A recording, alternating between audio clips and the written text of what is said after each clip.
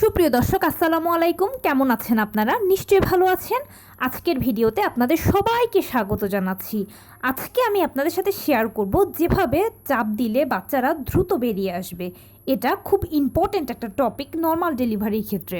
তাহলে চলুন মূল ভিডিওতে যাওয়া যাক। বাই দ্য ওয়ে, মূল ভিডিওতে যাওয়ার আগে একটা কথা বলি, আমি আমার চ্যানেলে pregnancy related, specially normal delivery related অনেক ইম্পর্ট্যান্ট তথ্য ভিডিও আকারে শেয়ার করে থাকি। এই তথ্যগুলো আমার পার্সোনাল এক্সপেরিয়েন্স ও আমার ডক্টরের সাজেশন থেকে নেওয়া। তাই আমার চ্যানেলটিকে যদি একবার আপনারা ভিজিট করেন, তাহলে আপনারা আপনাদের প্রশ্নাতীত মনের অনেক প্রশ্নের উত্তর পেয়ে যেতে পারেন। আমন্ত্রণ জানাবো আমার চ্যানেলটিকে একবার ভিজিট করে দেখার। এবারে চলুন মূল আলোচনায় যাওয়া যাক। আমি শুরুতেই বলেছি আজকে আলোচনা করব যেভাবে চাপ দিলে বাচ্চারা দ্রুত বেরিয়ে আসবে, আপনার কষ্টও কম হবে। দেখুন, আমরা সবাই জানি যে নর্মাল ডেলিভারিতে একজন মাকে তার বাচ্চাকে চাপ দিয়ে বের করতে হয়। নর্মাল ডেলিভারির এটা কিন্তু খুব গুরুত্বপূর্ণ একটা পার্ট।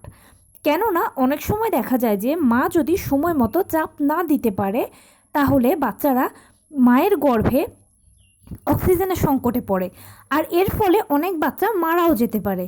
এছাড়া ভালোভাবে চাপ না দিতে পারলে অক্সিজেনের সংকটের কারণে বাচ্চা যখন বের হতে দেরি হয়, তখন সে বাচ্চাকে পরবর্তীতে এনআইসিইউতে রাখতে হয়।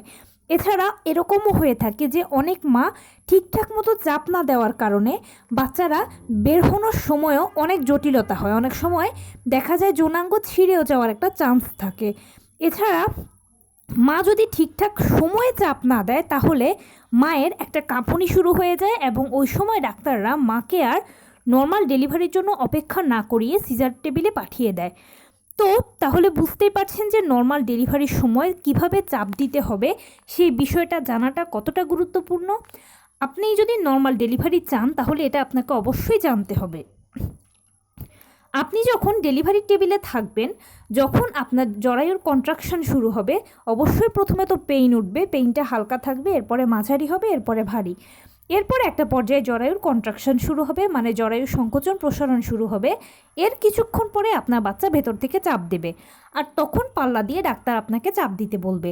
আর এই জায়গাটা হচ্ছে সবথেকে গুরুত্বপূর্ণ। মানে যখন আপনাকে ডাক্তার চাপ দিতে বলবে, আপনি ঠিক তখনই চাপ দেবেন, তার আগেও নয়, তার পরেও নয়। ডাক্তার যখন বলবে ঠিক তখনই। এরপরে চাপ দেওয়ার সময় দুটো টিপস অবশ্যই ফলো করবেন। সেটা হচ্ছে মাথার নিচে একটা বালিশ দিয়ে রাখবেন। এতে আপনি এত ভালো শক্তি পাবেন চাপ দেওয়ার জন্য যে আপনার অনেক অনেক কাজে দেবে এই টিপসটা। এরপরে আপনার দুটো হাতকে অবশ্যই আঁকড়ে রাখবেন কিছুর সাহায্যে। আপনার আশেপাশে যদি কেউ থাকে তাকে ধরে রাখার চেষ্টা করবেন। কেউ যদি না থাকে, তাহলে আপনি চেষ্টা করবেন দুটো, যেই বেডে আপনি শুয়ে আছেন সে বেডের দুটো পাশে যে অ্যাঙ্গেল আছে অ্যাঙ্গেলগুলোকে ধরে রাখতে।